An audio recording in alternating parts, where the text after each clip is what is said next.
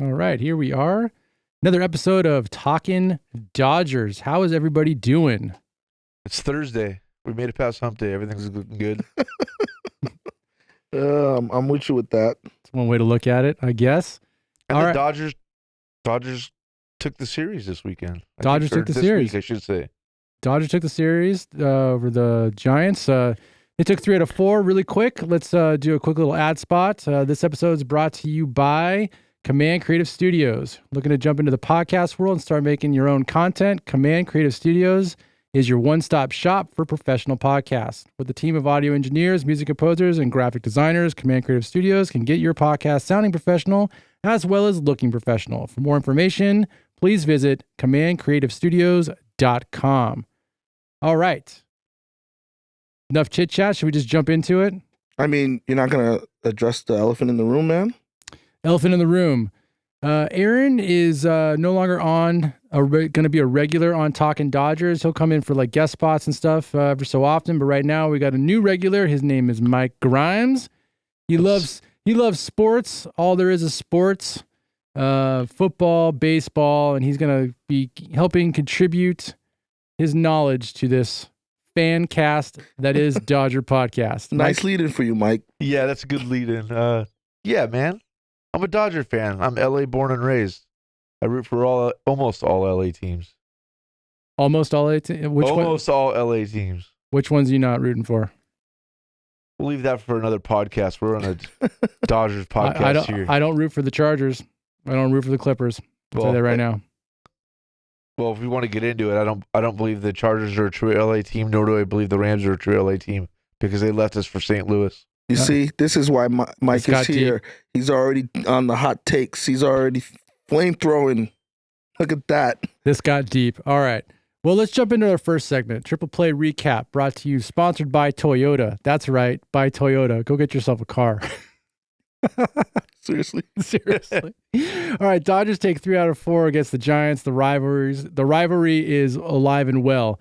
Didn't feel that way because, Giants are pretty much a scrap team right now. They're just fighting to stay alive. The Dodgers have a pretty significant lead in the West. They've had it I feel like the Dodgers have had this lead without even really trying because they weren't playing well before the All-Star break. They're playing well now. They're still max. What are they? 7.5 games in first? 8 games? 7.5. Oh, I didn't even have the standings up yet. You gotta get the standings up. They were 8.5 yesterday. Were they? All right. I believe so. All right, well, first game Dodgers took, they won 3-2. River Ryan, first game as a Dodger, professional baseball player.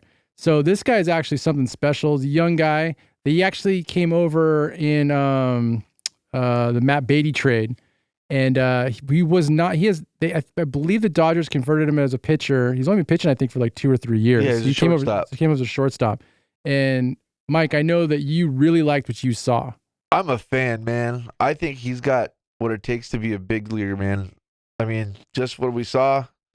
He started off a little shaky, but I think he averaged 10 or 11 pitches per inning.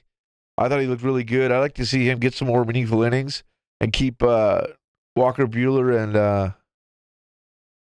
Kershaw, working back in slowly. We needed some healthy rotation when we get into the playoffs. Yeah, no, I agree with that. Some of these young guys, especially him, need to get a little bit of pressure situations because every year with our team, it's always seemed the guy that doesn't have a lot of reps is in a tight spot in the playoffs. So I'm a big fan. I think he throws gas.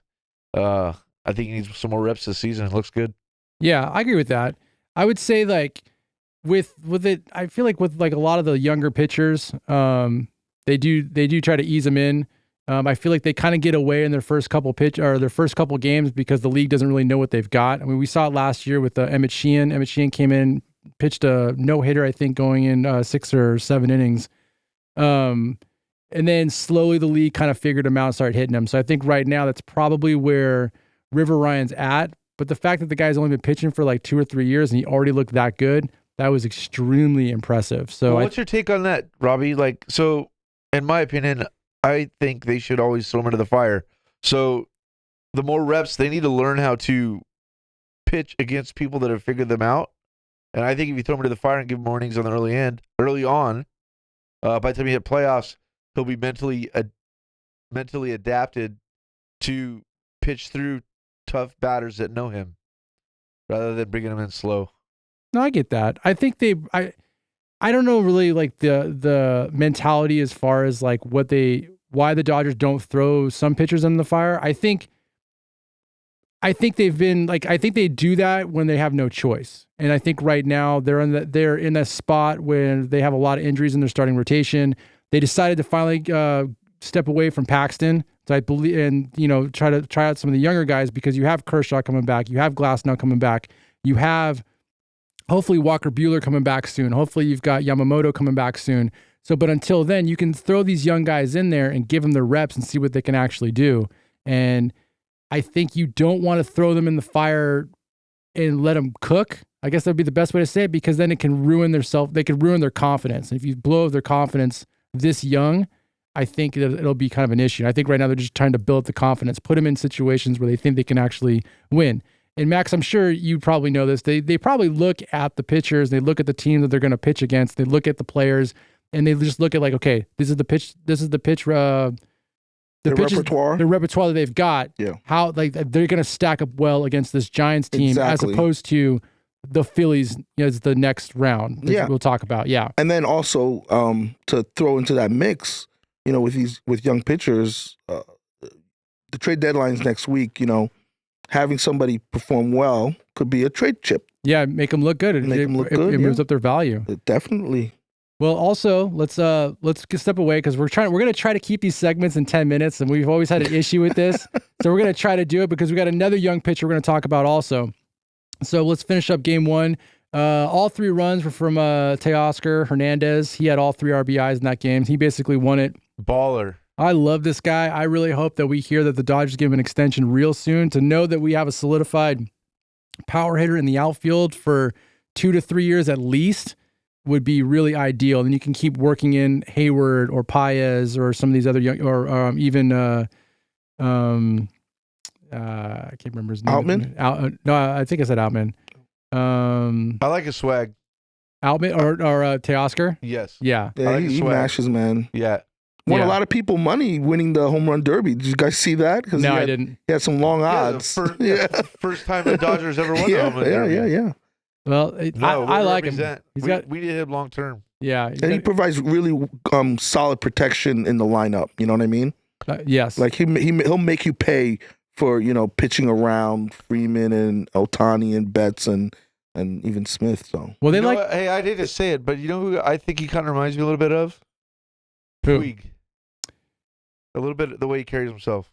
you guys will know better than me. I mean, I know he think, has energy, yeah, so. I think he's got a little energy like Puig did. Puig was a bonehead at times and made some poor baseball decisions in the field. right. But I was a big fan of the way he played.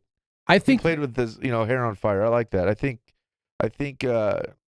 this guy's a little bit like that, but more level-headed when it comes to level-headed, baseball IQ. yes. Level-headed, yes. I think Yeah. that Puig looked like he was having fun, but he also seemed like he was trying to pick a fight with people. Where Teoscar Hernandez just looks like he's having fun. But he's playing ball. He's playing ball. He's got swag.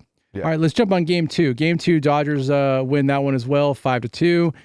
Brandon Knack, he went 3 innings. Another young pitcher. Gave up 1 earned run. He looked really good as well. It's very exciting when you look at River Ryan, you look at Knack, you look at Gavin Stone, you even look at Bobby Miller, even though he's having a rough time right now. Those are 4 really young, great arms that I think a lot of these other teams would love to have in their starting rotation to at least because they when those guys pitch, I mean, obviously we only seen River Ryan one time, but we've seen Knack a couple times now. That looks good. I like it. But they keep you in games. They're not blowing games. They pitch to compete, which is really nice. I like it a lot. I think Knack has a little bit of a swagger to him too, a little bit of confidence when he's on the mound. Like I don't think he's scared. I don't think he'll ever be scared of the moment. Yeah, it definitely shows why the Dodgers have the best minor league system in all of baseball. You guys just keep churning these guys out, coming in and performing well. They know how to develop them. That's for sure. They know how to draft. They know how to develop. Yeah, It's top to bottom, they're really the best, and it's not even in question. I know the Braves are solid too, but no one touches the Dodgers. Our farm system has been great for decades. Yeah, that's true. All right, let's jump in also for RBI. Why Ohtani had a really good game, 3 RBIs, and Lux, who's turned it on significantly He had 2 RBIs. I want to touch on Lux a little bit later on, but Lux, I think he's finally becoming that player again that the Dodgers hoped he would be, and it's also going to give, the Dodgers a lot to think about if they were still thinking, let's pick up a shortstop and move Betts back to second base, because if Lux keeps hitting the way he's hitting and playing defense the way he's playing, I don't think there's a reason to do that. I think he's still coming. I think he's still got a lot left in him. I think he's still coming off his injury. I still agree. don't think he's quite 100%. I mean, health-wise, he's probably 100%, but mentally, I think he's got a little bit ways to go. But he's starting to come along at the right time. Yeah, I agree with that for sure. All right, Game 3, Dodgers. This is the one the Dodgers lost. It's also Glasnow's coming off the injury list, pitching debut of whatever. Anyways, Game 3, Dodgers lost that game 8-3. Glasnow did pitch 5 innings. He only gave up 2 earned runs. He had 4 Ks. He did have 4 walks. He gave up a homer. I watched that game. He did, yes, he had his 4 strikeouts. Yes, he only gave up 2 earned runs, but he looked like he was just fishing the entire time. He did not have command of the strike zone. His curveball, he was throwing a lot of them in the dirt. That's kind of his norm, but he just looked like he was overthrowing and just couldn't quite figure out his grip. But he's just coming back. He's just coming back. First came back, and as we discussed, he also hasn't been on the IL that long, though. No, but he's also at his record, I think, for innings pitched in a year this year too, right? Yes, he's approaching that really fast. Yeah, so I guess you have to appreciate that. When a pitcher doesn't have their stuff and they battle and still gives you, a relatively quality outing, only allows 2 earned run in 4. I mean, coming off an injury, that's still solid. It is solid. I want to give my boy Glasnow a shout out for being a local Heart High product alumni right here. Oh, you're a Heart alumni. I am. I'm alumnus. I graduated with like a 1.8 GPA, but I got my diploma. Hey, that's all Good that for you, matters, man. Good for Nobody you. checks after that. No, hey, I always root for our hometown guys, right? You have to. Yeah. It puts us on the map. Absolutely. It's a lot nicer to say, when people are like, oh, you're from Santa Clarita? You can go, yeah, that's the same place that, We can say Glasnow was from. Yeah. Not like, oh, yeah, you know where Magic Mountain is? Yeah, that's where we live. We live right by Magic Mountain. That's normally the go-to for when We've had some athletes come out of this valley. We have. That's for a different podcast. All right, so the Dodgers offense looked terrible in this game. So this is also not only did Glasnow come off the IL, but Bobby Ray came off the IL for the Giants. He pitched 5 innings of no-hit baseball. The Dodgers didn't even get a hit, I think, until the 7th inning. They just did not. They just weren't in it. The bats just didn't show up. So we can just consider this game a wash, and then we can just move on to the next game. This is the one we actually really want to talk about because it's the man of the hour, Clayton Kershaw. So Clayton Kershaw, I thought you were going to say Mike's the man of the hour. Mike is the man of happy hour, not this hour. All right, so Kershaw, back from his shoulder injury, pitches the first game of his first game of the season, goes 4 innings, gives up 2 earned runs, strikes out 6. And I mean, I think he looked really good considering that he hasn't pitched since October last year. I think he's lost some weight. He looks leaner, meaner. He's lost weight, and his pitching looked really good for being the first. It did. First outing on the mound this year. Yeah, well, he's the main topic for our next segment, so we can just brush on. He looked really good. I think we can brush on him for a second. Yeah. Shohei Ohtani had a game-winning homer. He didn't. Not a walk-off, a game-winning homer in the 8th inning, I believe, to take the series. So Dodgers win that one 6-4. I mean, that's pretty much it. That's the. Well, don't forget there were a couple of injuries in the series. We could talk about that. So they didn't, walk out unscathed. When did Miguel Rojas get injured, though? That's that they reported they put him on. They shelved him today. Yeah. But Taylor, we watched it live. We watched Taylor get hurt. Yeah. Well, out of the box on that double he hit. This is also I got this in the next segment as well to talk about injuries and stuff. Cool. So you don't like Taylor, anyways. Who? You, Robbie. All right, let's jump into our next player topic really quick. Brush that off real quick. Max, this one's on you. Lead it. Jeez. Sorry about that. So this segment is brought to you by Rot Your Brain Media, the up-and-coming podcast company delivering top-quality content across all podcast platforms, from sports entertainment and in-depth movie and TV reviews. Rot Your Brain Media is your go-to for fun and exciting content. Don't miss out, visit their Patreon page at patreon.com/rotyourbrainmedia to support this dynamic new company and be part of something special. Subscribe now and get ready to have your brain truly entertained. That was well done. I love it. All right, let's jump on Kershaw. Let's talk about it for a second. All right. So did anybody notice, though, before the game even started, his wife's, she's crying. She's wiping some tears off of her face. Very emotional moment, I think, for the Kershaws. This is Kershaw's first surgery that he's ever had. And it seems like there was a lot of battling in the background in order to get back to the field. That's just the take that I got from it. I think he's had a rough last couple of years, right? Like injury-wise, yeah. Not only injury-wise, but everybody's been talking about how he's not a playoff guy. He's blown it. He's not good enough. And I think, and we talked about it a little bit in pre-production, Robbie, that we think he's had nagging injuries over the last couple of years, and he's trying to just get through them without a surgery. And I think from what we saw today, whatever they did to clean him up, he looks really good.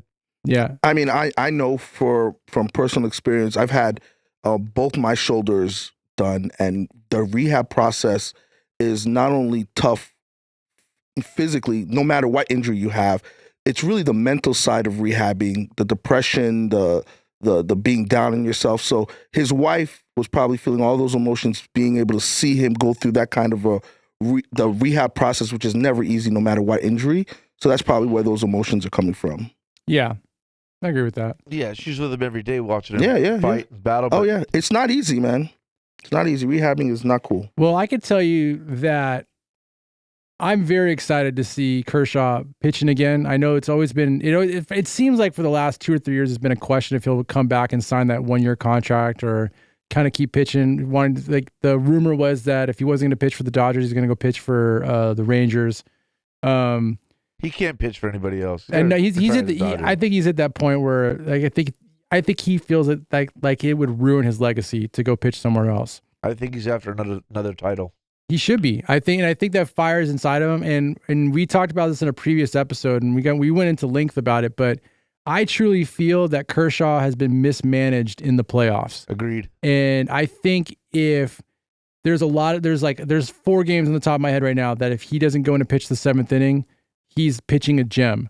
There's something like coming in off on relief for no reason whatsoever, basically blowing a game where Kershaw is well known for, at least for me, every single time I've watched him, seems like it takes him an inning to get settled in. That is not a good recipe for a relief pitcher if it takes him a full inning to get settled in. Fair enough. So there's been a lot of times where it's just like, why is he pitching? Why is he still in the game? Why are you putting him in now? Where I understand he's your ace and he's supposed to be the face of the franchise when it comes to, pitching, but at the same time, he's been on your team for a very long time, and you know what he can and can't do by now. I think if they play by those rules and he's healthy going into the playoffs, you play by those rules, you're going to get some quality starts out of Kershaw. I think you're going to get 2020 Kershaw right now. And if we can get 2020 Kershaw in 2024 in the playoffs, I think that's awesome. Until Roberts blows it by mismanaging him. I mean, we'll have a whole segment for Roberts for you. I'm just saying. But you're right. Roberts, I think Roberts did mismanage. I blame Roberts for. I agree with you. Yeah. I think he's on elite level from what we saw today. I think he's in the best physical shape that he's been in 2 or 3 years. I mean, he looks great. Again, we just got to manage everybody properly when it comes to playoff time, October baseball, right? Yeah. I think you're easing him in to his pitch count, easing him in, giving him that extra day off if you need to. Actually, I really think this team will benefit immensely off of a 6-man rotation. I agree. We've talked about this, but you've got Glasnow who's hit his innings limit. He's almost there. You've got Kershaw coming back from injury. You're going to have Walker Buehler coming back from injury. You're going to have Yamamoto coming back from injury. You've got rookie pitchers who are pitching more than they've ever pitched before. There's no reason not to go to a 6-man. And as you get into September, ease it off and solidify who your 4 are going to be going into the playoffs. And I really feel that having Clayton Kershaw as one of your 4, I'm not saying he's your ace and he pitches game 1, maybe not even game 2, but if you have an option to have Kershaw pitch, that's a good option to have that I think pretty much any team in baseball would love to have a healthy Kershaw going into the playoffs, and we're lucky enough to have him coming into the playoffs. Joe Torre always used to say the most important pitcher for him in a series was the Game 3 starter. He used to have Andy Pettitte pitch Game 3.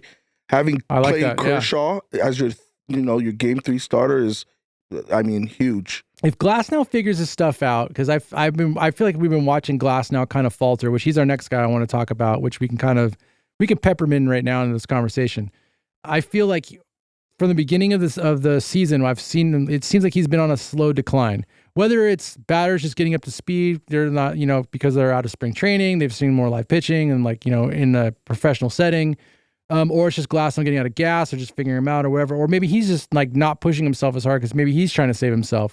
I think if he can figure it out and we get that Glasnow that they paid for, that's a good number one to have. I think it's mental with Glasnow personally. He's a Dodger now, like I said, hometown kid. I think he's going to start feeling the pressure second half of the season when we come up on October baseball, but he'll work through it. I mean, he's a professional, right? Elite level pitcher. Yeah. But this team's World Series caliber, so I think that's part of it too. That now he's actually on a team that can actually do some damage. Exactly, yeah. I think that's in the back of his mind. And, he just came off an injury, right? So he might be a little tentative because of that. Yeah, I'm actually kind of shocked that they didn't keep him on the IL a little bit longer, let him rest up a little bit more. Well, but if he's healed, he's healed.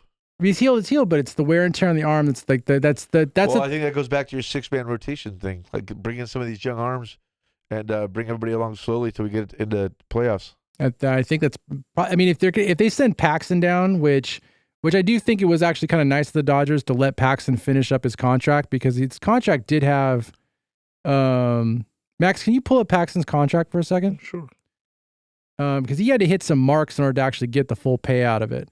And I believe his last game before they sent him down was that mark to get the full payout of it, which I think he has. If that's the case, that's really nice. That's really nice of them. There's a lot of times franchises don't do things like that. You really think they cared? I think the Dodgers like to look good, and I do think there's probably here's. The other thing is maybe they weren't sold on River Ryan just yet.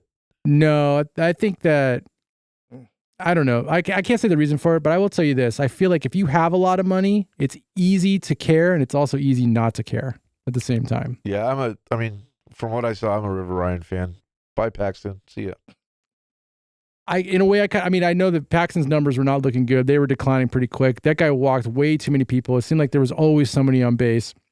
The fact that his ERA was at 9 was actually incredible. I think River, again, we'll go back to him. I know he only pitched one game in his first start ever, but the way River Ryan was putting the ball and hitting his spots, he looked really good. He wasn't missing by much.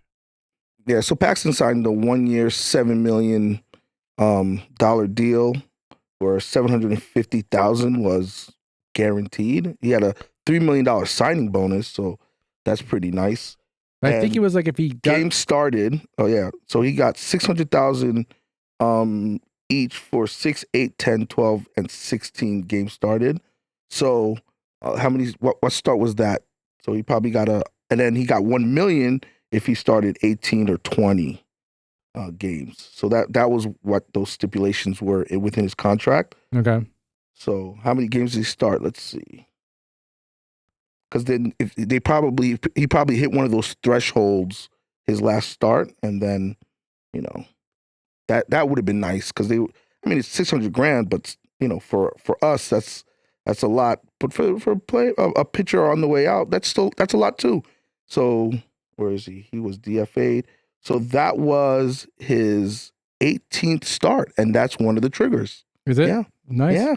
So that was $1 million for that start right there. That's nice of the Dodgers. Yeah, that's nice. That's a nice walking away, I guess, pink slip bonus. Pink slip bonus. Yeah. Pink slip bonus. That away, Paxton. Good to you, buddy. Hey, he relieved some of the arms. I'm still a little shocked because I know he wasn't pitching well, but you still have people on the injured list, but you got these young guys. In a way it makes sense, in another way it doesn't make sense. But either way, the Dodgers are still, 8 games in first or 7 games in first. 7.5. 7.5 games in first.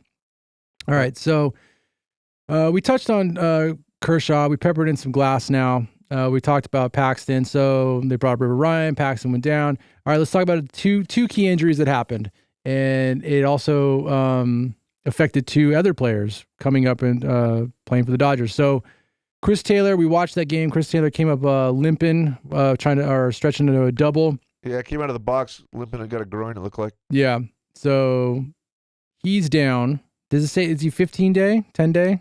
Yeah, 10. 10-day.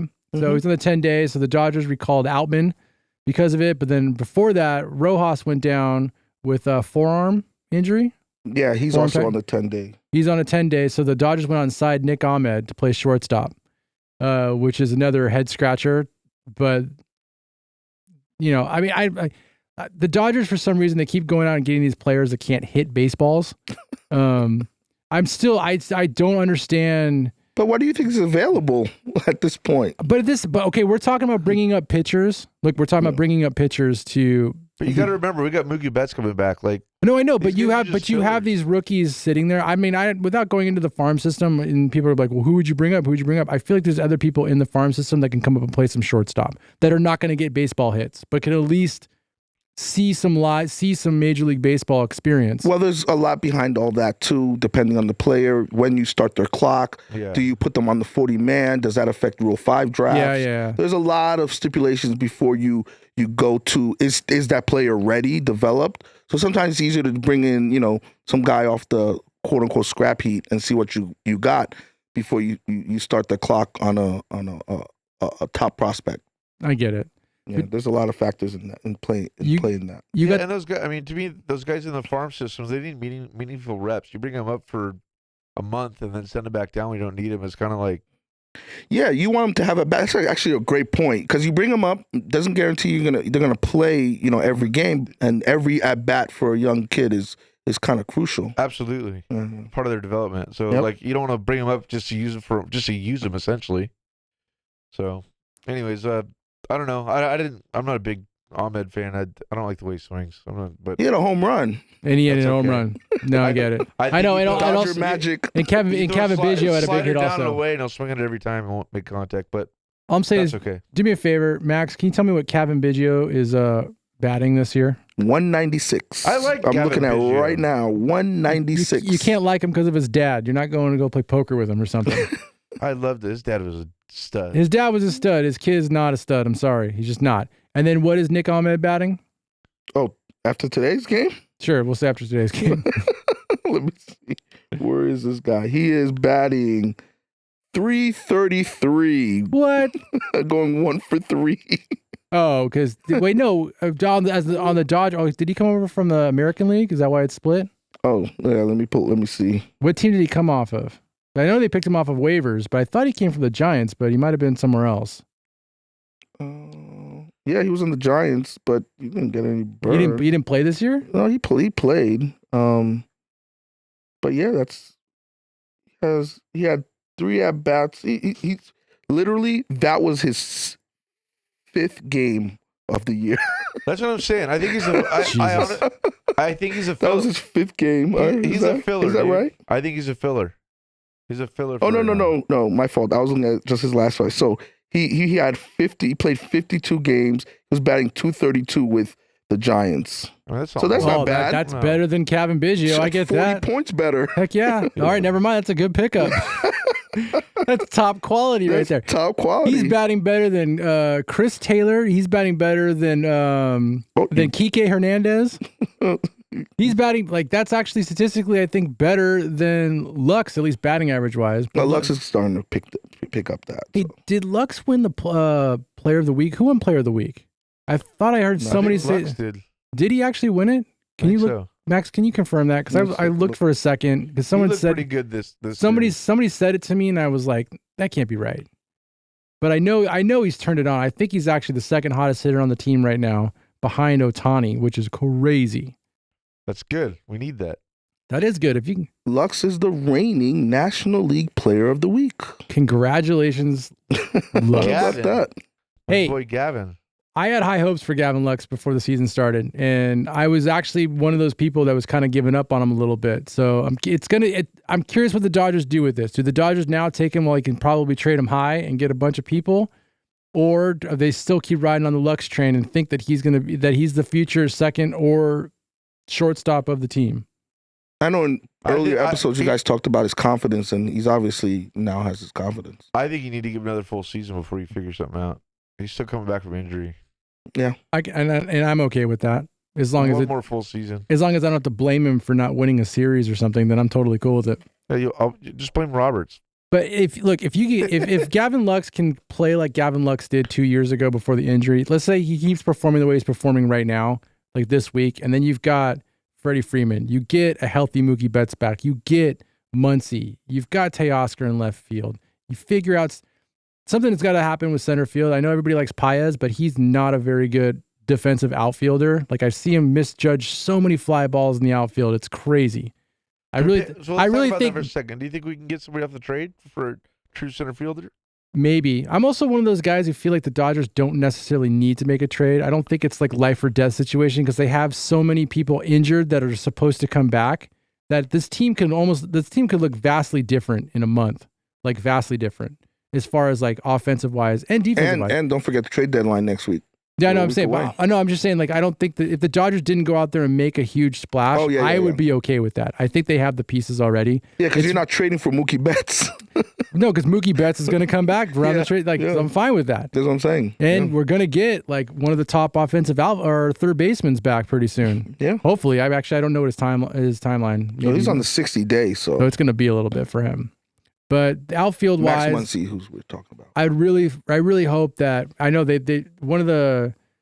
one thing that's actually good, but then also bad about Taylor going down is that Outman comes back up and he gets more playing time, and then hopefully he can figure it out.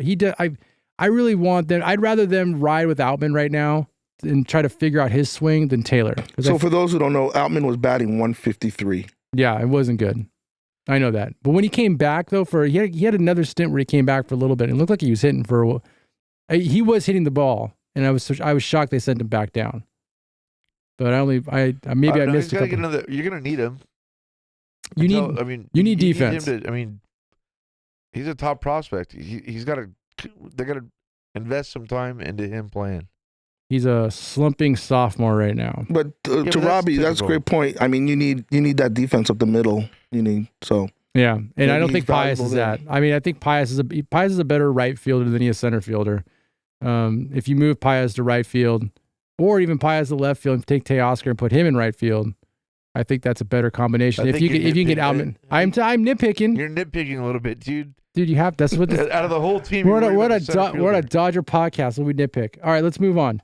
Let's finish up that segment. Let's move on to the next segment, which is let's check out the preview of the upcoming series. Yeah, our on-deck series preview. On-deck series preview. Let's see. Who's that brought to you by? Brought to you by Subway. Bring back my $5 footlong, boy. Jersey Mike's is better. Jersey Mike's is way better. Unless Subway actually pays us. Then Subway's way better. Good hey, $5 footlong. All right, so Max, take it away. I need to know some stats. I need to know what we're going up against. So they have a nice set against the hated Houston Astros. Do you guys still feel hatred towards them? Yes. No, yes. It's never going to go away? No, it can never go away. No. We got bigger and better things to do. Like no, dude, Series at this point. We should have a 2017 World Series. Well, we should always be mad. They are number one hated all time. As a Yankee fan, I have no love for that team. But the key to the series is going to be, I mean, they have pretty much their whole pitching staff on IL, but they've gotten some good outings from some young guys. But the only way they can win this series is by hitting, because they're one of the best hitting teams in the league. They actually are, I think it was number 1 or number 2 in batting average. So they got a lot of hits, but the Dodgers slug way better than them, more home runs, more RBIs and all that stuff. So the only way the Dodgers are going to lose this series if their bats don't show up. If their bats don't show up and the pitchers let the Astros, because there are some scary hitters on the Astros. I mean, Altuve, Yordan Alvarez went for a cycle last week. Alex Bregman is dangerous. Kyle Tucker is dangerous. Jeremy Pena, World Series MVP. He's a solid hitter. So their offense is what you got to look out for. Yeah. I think they I think the Dodgers should really give some of the young pitchers a look against a good hitting team like this, because I think it'll do them well when they come into challenges in the back half of the season, i.e. the playoffs. We talked about it a little bit earlier, right? These guys need to get play. You're going to get it because the first game is Gavin Stone. Yeah. That's So good. tomorrow is Stone and It's a versus long their game, right? ace. Fremble, what is it? I always mess up this guy's name. it's Valdez. Yeah, he's currently their ace because everybody else is injured. All right, let's say he's currently their ace. Check this out. So normally you're the stat guy, but I'm going to jump in here. So Gavin Stone's 9-3. His ERA is 3.19. He's got 79 Ks. Valdez is 8-5, which records don't really mean that much anymore. Yeah. But his ERA is 3.63 and 88 Ks. So Stone's got a better ERA, but Valdez got more strikeouts. But if Valdez is a proven pitcher. Valdez is a proven pitcher, but I just think that's a lot of credit to Stone. The fact that his numbers are comparable to an ace for a different team, and you look at those numbers: 3.19 ERA with 80 Ks. You'd have to look at the matchup. So I mean, you got to look at the matchups, but still, you want your young guys getting reps. This is a young guy. This is one of the future pitchers of this team. Very good point. He needs to pitch against a power hitting team like that. And he is. And see how he does. Yeah, it's going to be. It's good for him. Yeah, it is. It's going to be a good matchup. Yeah. I'm looking forward to that one. And it's also for those people listening. It's on Apple TV. So if you ain't got Apple TV, you ain't gonna see them. Great job. Brought to you by. When they have those games on Apple TV, don't they? Can't you also watch them on like MLB or no? But what is it? But what is awesome? I do like watching them on Apple TV is that I can actually turn off their broadcaster and then turn on the radio feed for the Dodgers. So you can listen to the radio broadcasters while you're watching an Apple feed. If you give me that option for any nationalized televised game on, like, when they're doing stuff on Fox, well, actually, Fox isn't bad because most of the time it ends up being Joe Davis anyway, so it kind of works out. But so I watch the Yankees on the MLB app or the MLB. We don't watch the Yankees on the West Coast. No, I'm just saying. But the what is that? The League Pass for Major League Baseball. You have the option to do that on all the games. Yes, that you are do. available. Yes, you do. You could put the opposing team's radio or the opposing team's TV feed or the home team's TV feed or the radio feed. But that's a great feature. Yeah, it really is. Neat. So really so everybody that doesn't live in the Los Angeles County area that actually has MLB.com or whatever that listens to this broadcast of this whatever podcast. Hey, we got fans in Japan, man. We got fans in Japan. Hey, check it out. You can change the doesn't feed. that rhyme? God, that was such a tongue twister coming out of my mouth. All right, so here you go. Another young guy. So on Saturday, you got Houston's got Blanco coming up, and then you got Werblowski. I can't say this guy's name. How do you say the Dodgers? Blanco? No, Justin Werblowski. Just call him Justin W.